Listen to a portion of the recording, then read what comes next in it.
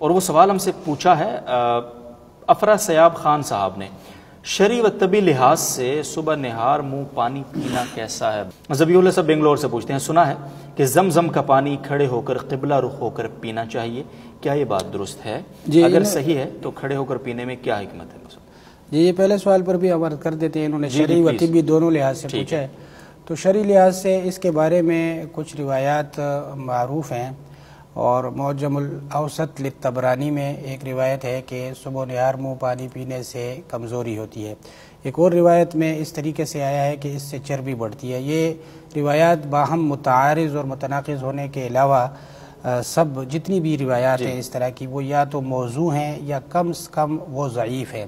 اور مجہول راویوں سے منقول ہیں، تو اس لیے ان روایات کا شرعاً کوئی اعتبار نہیں ہے، یہ غیر معتبر روایات ہیں، اور شرعی مسئلہ یہ ہے کہ نہار منہ پانی پینا جائز ہے۔ باقی جہاں تک طبی حوالے سے اس کے نفع اور نقصان کی بات ہے تو اطباء کی آراء اس میں مختلف ہیں، اور ظاہر ہے کہ اس میں اطباء اور ڈاکٹر حضرات ہی کی رائے معتبر ہے، یہاں سے اس بارے میں کوئی ہم بات نہیں کر سکتے ہیں۔ جی ٹھیک ہے۔ جہاں تک زمزم کے حوالے سے سوال کا تعلق ہے تو زمزم کے بارے میں اتنی بات تو احادیث شریف میں صراحتاً آئی ہے کہ رسول اللہ صلی اللہ علیہ وسلم نے حجۃ الوداع کے موقع پر جب زمزم کا پانی پیا تھا ایک موقع پر، تو آپ قیام کی حالت میں تھے، اور اس وقت چونکہ آپ احرام میں تھے تو آپ کے سر مبارک بھی ننگا تھا، اس پہ کوئی کپڑا وغیرہ نہیں تھا، کیونکہ احرام میں یہ منع ہوتا ہے۔ تو اب اس کی وجہ سے بعض علماء نے یہ فرمایا کہ یہ جو اس وقت آپ نے قیام فرمایا یہ زمزم کی تعظیم کے لیے یہ قیام تھا،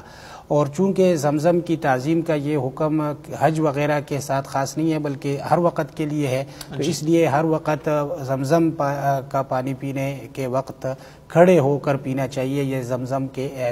عظمت اور اس کے لیے احترام کے لیے۔ لیکن دوسرے بعض حضرات نے فرمایا کہ اس وقت آپ نے جو قیام فرمایا تھا وہ اس وجہ سے تھا کہ نیچے پانی تھا اور کیچڑ بنا ہوا تھا، اس وقت بیٹھنے کا موقع نہیں تھا، تو اس لیے آپ صلی اللہ علیہ وسلم نے یہ قیام کی حالت میں پانی پیا۔ تو دونوں طرح کے اقوال ہیں، بعض حضرات نے اس میں اس طریقے سے محاکمہ بھی فرمایا ہے کہ